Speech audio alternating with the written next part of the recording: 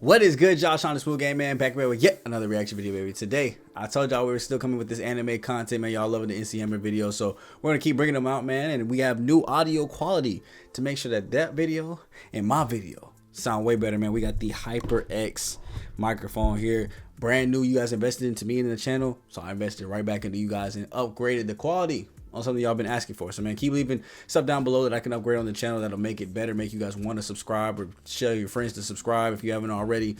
But make sure you do that. Subscribe, like, turn the bell on so you guys can know when videos are coming out, and let me know what anime content y'all want to see next. Now today we have the strongest eyes in anime ranked and explained. Now, I haven't watched too many anime, but there might be some other ones that I have seen on here, so I'll try to point out the ones that I have seen, add some new stuff to my watch list maybe if it looks interesting, and let me know down below, what is your favorite non-popular anime? I guess I would say, like, I don't want to really call it mainstream, but I don't even know if I really have one, because I think all the animes that I've seen have been pretty mainstream, even the ones that I think that aren't, like even the sports animes I'll be watching. I finished the anime, the next thing I know, it's just all over my Twitter, Instagram feed. So, like, I thought Kuroko's basketball would be like non-mainstream. Next thing I know, everybody loved that. Haiku, I thought that was non-mainstream. Now everybody loved that. So I don't know if I've even seen one that's not, you know, like big. I guess one would be like Plunderer. I don't think that's too mainstream, right? That's not too much of a popular anime. That would be something, right? I guess that would be my favorite one if I had to pick one. But let me know down below what you guys' are. And, you know, with all that being said, though, let's go ahead and jump straight into this. And if it's not a Uchiha at the top of the list, he hating. Toby Rama in full effect. In anime, there's as many ways to be powerful as there is different characters. You could be haunted by a powerful ghost. You could be the last of an alien race of superhumans. You could have a demon that you're able to summon to your side at all times. You could be the Jinchuriki of the nine-tailed fox. But even though there is infinite ways to make a main character or side characters powerful, it feels as though anime definitely falls into a couple of key tropes more often than not. And not a single one of those tropes is more common than magical eyes. So whether it's Naruto, Full Metal Alchemist, Black Butler, or anything else, magical eyes pop up all across anime. Cause I was about to say, dang, does Full Metal Alchemist really count as a powerful eye? But hey, I mean, I guess we're gonna rock with it. They had one. Anime and manga. And whether those eyes allow you to control people, see through walls, cast illusions, or even now in Boruto, fire off tailed beast balls, every single time we as fans eat it right up. Why?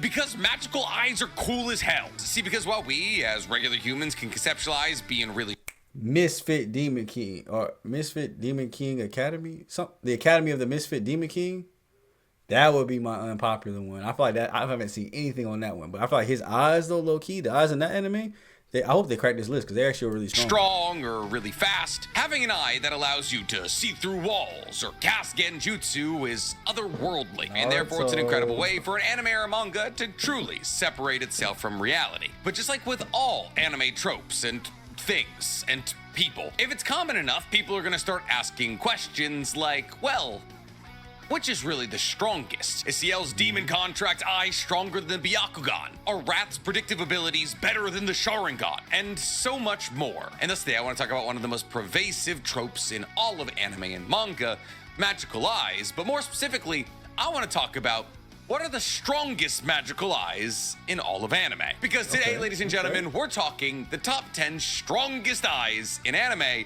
ranked and explained. But before we get to ranking or explaining anything, guys, please, for me, like this video, subscribe to the page, and hit that noti bell. And if you want to see me try and bring real-life challenges to the anime world, go ahead and follow my brand new page that I'm making with Steven He, Chris Barnett, and Danny Mata called Anime IRL. Or if you just want to hear me talk about anime, go ahead and follow my anime podcast, Otaku's Anonymous, where me and Danny Mata break down everything that happened in anime and manga this week. It's available on YouTube, Spotify, and Apple Podcasts. So, eyes.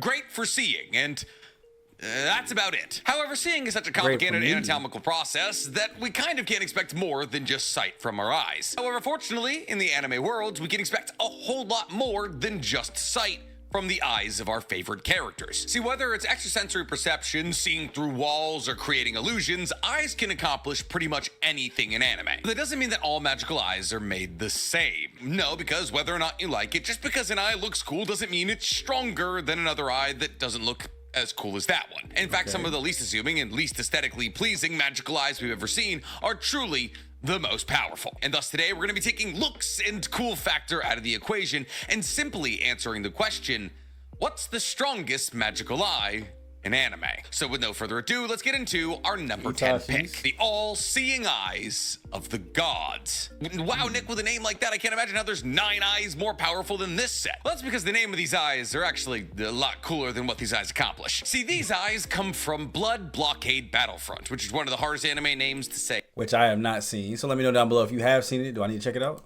Out there, especially if we're trying to say it quickly. And these eyes belong to the MC of Blood Blockade Battlefront. Triple B. Now, if you guys have never watched Blood Blockade Battlefront, please do. It's literally incredible. It's better Bungo Stray Dogs, at least in my opinion. It's a story about New York crossing with another dimension, which leads to aliens and humans cohabitating what used to be New York. It's got incredible animation and a super jazzy soundtrack. Now, our protagonist Leo gains the all-seeing eyes of the gods in exchange for his sister's eyesight. So, what do they do? Was it worth it? It's kind of hazy. See, wielders of the all-seeing eye of the gods are able to see the truth of the world, which kind of just boils down to giving them heightened senses, being able to track fast movements, or being able to pick up on minor details that would be impossible to pick up on with regular eyes. They're also able to see through world-altering illusions and perceive a unique individual's aura, which allows them to perceive in specific circumstances whether or not somebody is a vampire, or as Blood Blockade Battlefront refers to, a blood breed. On top of this, it also allows the user to see the true name of the person they're looking at. And since you need the true name of a blood breed in order to exercise them, this becomes important later on in the show. Now, I know basically everything. I mean, shoot, that sounds very important for the show's aspect. Still don't sound that strong, though. I just described sounded like a lesser version of the Sharingan. However, the all-seeing eyes of the gods also allow you to, outside of the spectrum of the uses of the Sharingan, control the eyesight of others. They also allow you to see through the eyes of others, allowing the user of the all-seeing eye of the gods to go so far as to swap two people's eyesight, show what's on the mind of somebody whose eyesight they're swapping to the other person, or just generally create illusions. So, you know, like kind of the Rinnegan. However, where it does separate itself from the Rinnegan is that the all-seeing eyes of the gods also allow you to swap eyesight with somebody else and see into their past, seeing past events that they've witnessed. However, there's a drawback to the usage of these eyes, and that's if you use them for too long, they overheat and crack, making their powers unusable until they heal themselves, which they naturally do. However, they can be used to the point where they can't be fixed, and at which point they will explode and kill the user. So, a real double-edged sword, which is probably why you get 2 of them. Unlike our number 9 spot, who only gets 1 magical eye. Oh wait, no, he gets 2 as well. I really only remember him having 1. Wait, no, he does only have 1. I have no idea what I'm talking about. Coming in at number 9, we have Sir Night-Eye. Sir Night-Eye's quirk is called Foresight, which allows him to see another person's future from a third-person perspective. And in order to activate this quirk, all Mirai or Sir Night-Eye has to do is touch somebody and make eye contact with them, at which point he'll be able to observe that person's future for a whole hour. And during this hour, Sir Night-Eye can see years into somebody's future, and every single future he's seen up until Deku came into his life was 100% accurate, meaning that Sir Night-Eye, simply by coming into contact with you and gazing into your windows to the soul. But imagine that, bro, having to keep eye contact for an hour, just lock in and just stare into my eyes, just to get years of your life predicted to you, bro. Your eyes could tell you effectively everything that was going to happen in your life. And even if he actively tries to change the events that he foresees in somebody's future, he can't avoid the future he's seen. 100% undeniable accuracy, with the only hiccup being if there's a quirk out there that's able to rewind time, like Ares Rewind's quirk. Which means the only real drawback to Sir Night-Eye's quirk is the fact that it can only be used once a day. But it's not a bad trade-off for being able to see an entire person's future simply by coming into contact with them and looking in their eyes. So while this quirk definitely has less abilities than the all-seeing eyes of the gods, I'd say overall it's probably more useful. But it's not even the most useful set of eyes in the My Hero Academia universe. No, because that prestigious honor goes to Aizawa's eyes. I would say his are definitely stronger than the first two and thus that's coming in at our number 8 spot. See, one of the tropes almost as common as magical eyes is the nope, you don't get that power anymore trope. Whether it's Asta's anti-magic, Da's eyes. Asta's magic is tough. I'm coming close to finishing Black Clover. So far, that bit is tough. Thing, or Aizawa's erasure. I've only seen the first 12 episodes of Bungo. Leave me alone. Being able to turn off the powers of everybody in your universe who's dependent on powers is massively important. Now, unfortunately, because of the war, Aizawa is nerfed a little bit, and then his erasure technique doesn't really work on Shigaraki because He can grow hands. It's not a quirk. It's stupid. Oh, this is just like growing your fingernails or hair. I'm just growing leagues and leagues of arms. Yeah, those are completely different things. But still, in 99% of the fights that Aizawa gets involved with, being able to turn off the quirk of somebody else is a real game changer. But how exactly does this magical set of eyes in the world's most depressed teacher work? Well, basically, anybody who Aizawa looks at while his quirk is activated has their quirk turned off. And even if you're beyond what would be identified as the line of sight for Aizawa, the quirk still works, meaning Aizawa doesn't even necessarily have to see you to activate his quirk. And simply having to see somebody as the prerequisite for being able to strip them of their powers is probably one of the most powerful instances of the "nuh-uh, your power's gone" trope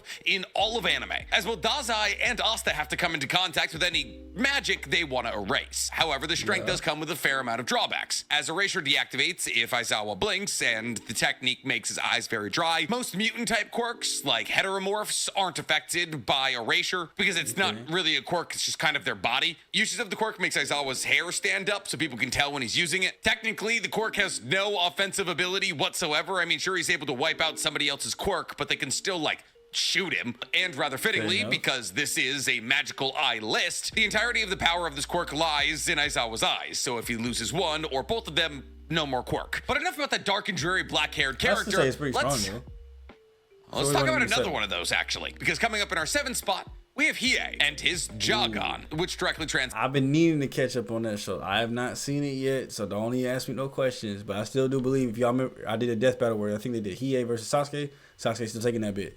Fight with your mama, not me. Translates in English to the evil eye. See, this is an eye that Hiei was not born with. In fact, it was actually implanted on him by a demon osteopath. Just crazy to me that demons have eye doctors. However, the surgery was almost definitely worth it because Hiei can do basically everything you'd want to do with a magical eye with his Jagan. Whether it's telepathy, telekinesis, mind control, and even erasing memories. If he wants to do it with a Jagan, he probably can. And that's just what he's able to accomplish in his human form. See, when Hiei activates his Jaganshi form, his skin turns green and he spouts Jagan all over his body, which massively increases the power of his Jagan because more is always better. But on top of this, it also increases his speed and strength, allows him to use a binding curse that he can use to freeze enemies, and he's also able to, in this mode, summon multiple dragons to fight by his side. On top of this, the Jagan is inherently tied, kind of like how Gojo's 6 eyes are tied to his infinity, to Hiei's usage of the Dragon of the Darkness Flame, a technique that allows Hiei to lure energy from the demon world and make it manifest in the world as a dark dragon flame sword that Hiei himself isn't necessarily able to control, but rather just direct. And anything consumed by this dark flame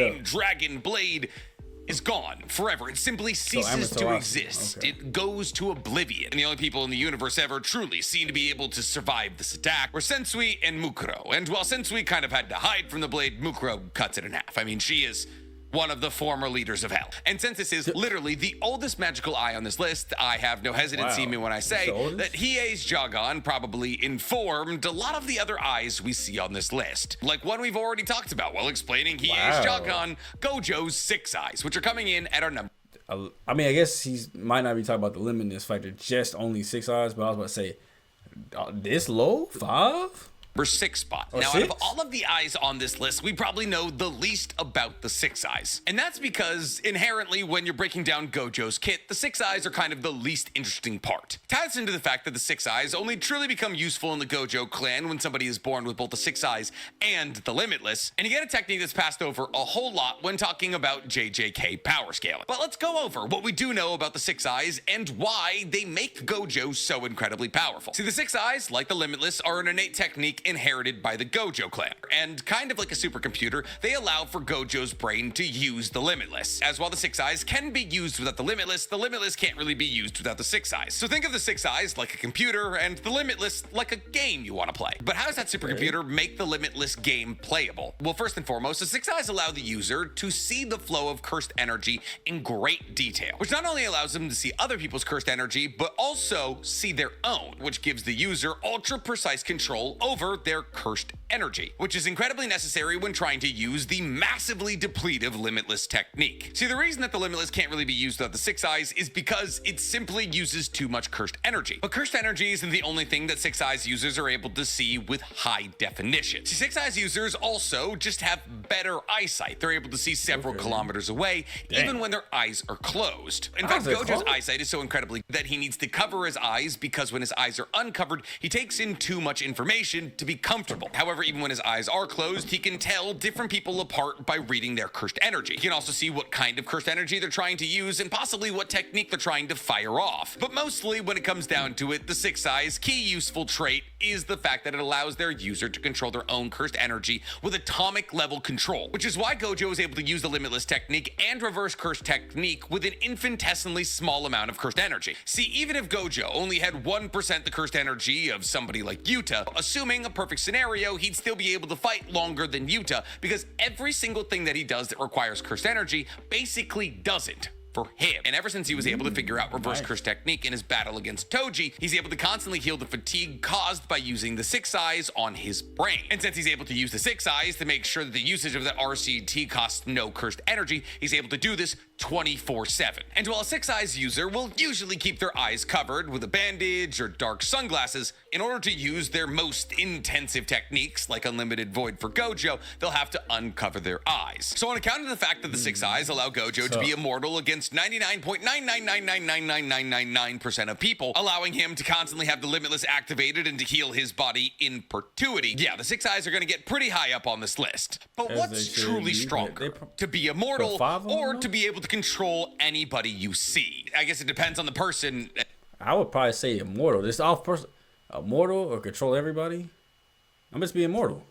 And their intelligence, which is why we have Lelouch and his Geass at number 5. Because I'll tell you right now, I'd probably trust Lelouch with his Geass more than I'd trust Gojo with his Six Eyes if I wanted to get something truly done. See, because while being able to choose what does and doesn't hit you sounds great, what if you can just make sure nobody ever tries to hit you ever again? In fact, what if you just made them hit themselves? Well, that's effectively what Lelouch is able to accomplish with his Geass, as the Geass gives Lelouch what's referred to as the power of absolute obedience, as Lelouch is able to, simply by making eye contact with somebody, to plant demands in their brain that they must follow. But you're probably thinking to yourself, oh, but he has to make eye contact with somebody. That can be avoided, right? Well, maybe in the beginning, because while sure, in the beginning of Lelouch's journey, he does have to make eye contact with an individual to place them under the hypnotic effect of the Geass, but with enough time, like any anime MC, Lelouch eventually starts to go off. I mean, simply by episode 21, Lelouch is already trying to use his Geass on something known as C's World, which is the collective unconscious of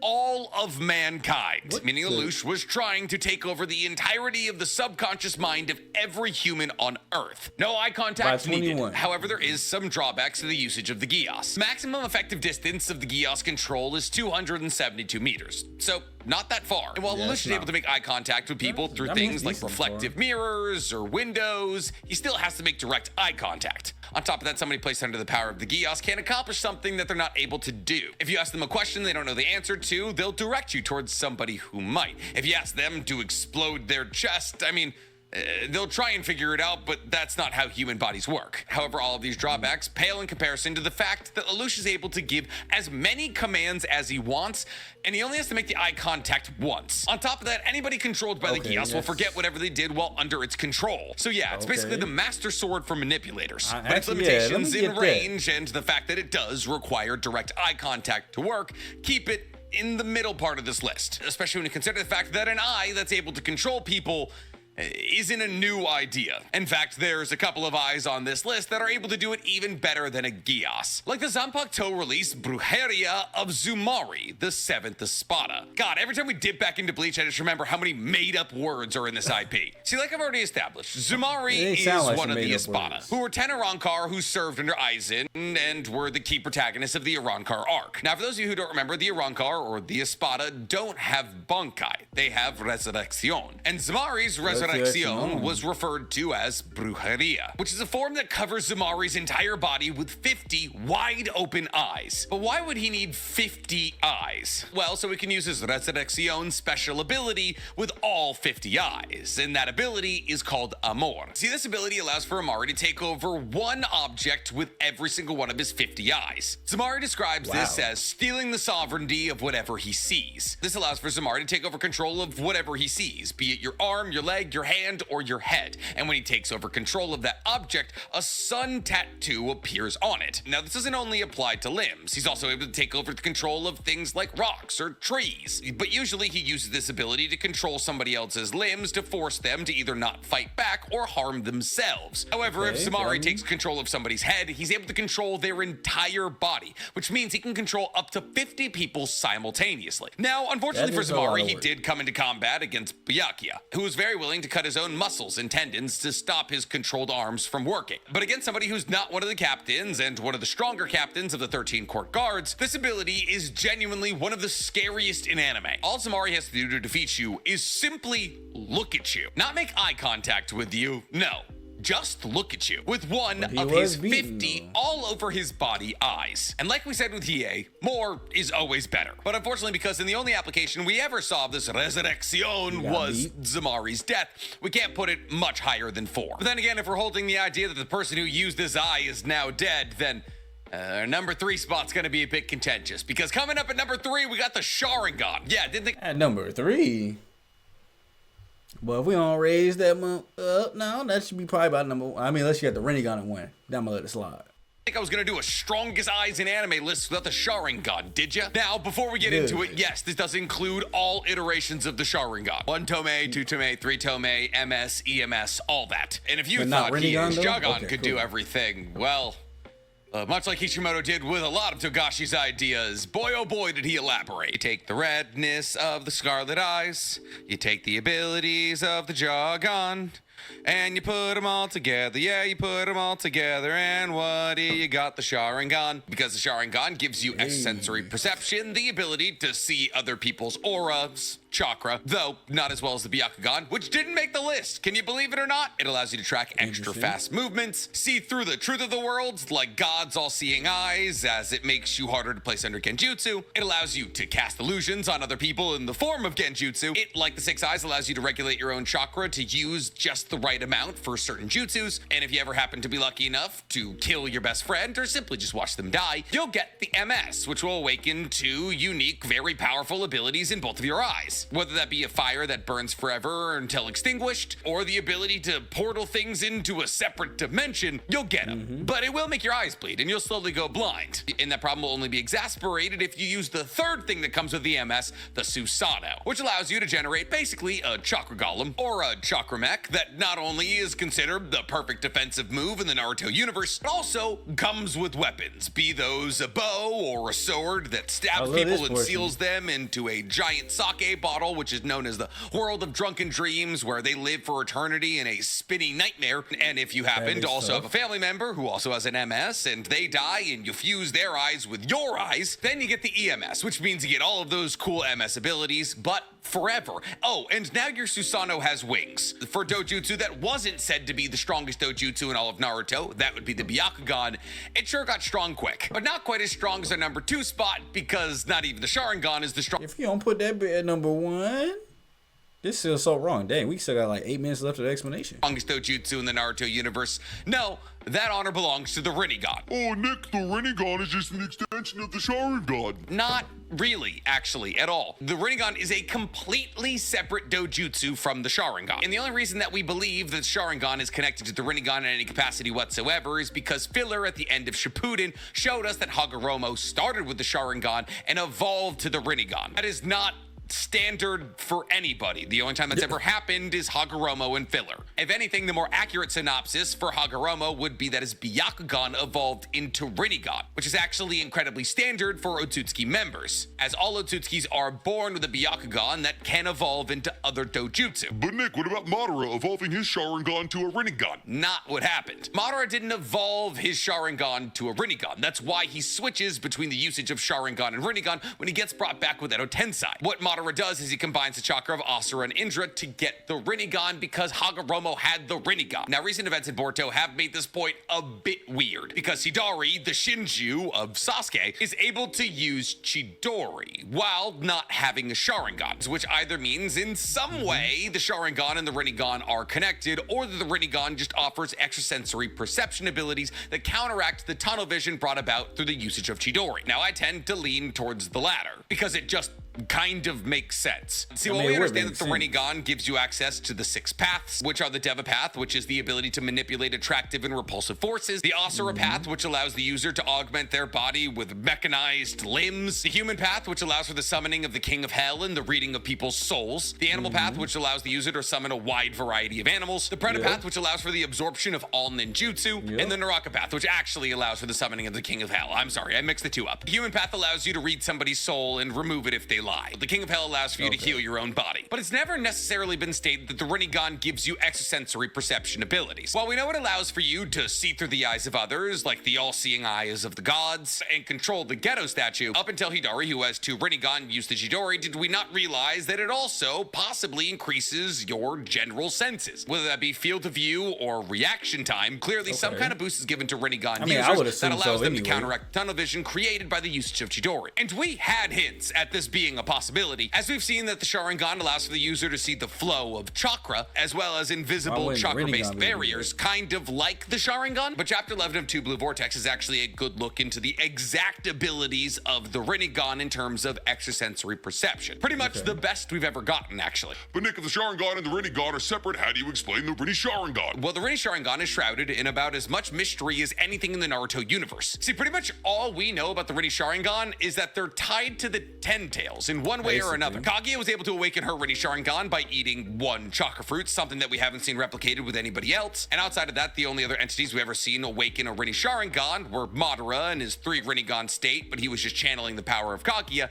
and Ten Tails. And it can be argued that Kaguya was only able to awaken a Rinne Sharingan because she was channeling the power of a Ten Tails. Now, obviously, with the power of the Rinne Sharingan, you're able to pull off things like Infinite Tsukiyomi, which is blasting a Genjutsu off the moon that places the entire world under a Genjutsu so you can control the God Tree and turn everybody into an army of white Zetsu, which is a world-ending move. It is therefore the strongest thing that any eye on this list can do up until this point. But that's basically the only ability of the Rinne Sharingan we know. We don't know if any of Kaguya's other abilities were tied to the Rinne Sharingan. Infinite Tsukiyomi is the only one we can nail down. Oh, I'm sorry. I forgot about Oma no Manaka. That and Oma no Manaka. For a second, I was thinking that Oma no Manaka is an extension of Yumotsu Hirosaka, but it's not. It's a completely separate jutsu. Oma no Manaka is when Kaguya is able to take her and the people around her to a separate dimension. Yumotsu Hirosaka is simply her popping between dimensions. And the reason I'm so emphatic when I say that the Rinnegan and the Sharingan are very separate dojutsu is because one of the biggest reasons to want a Rinne Sharingan or a 6-Tomei Rinnegan is that the acquirement of one of those allows you to use Sharingan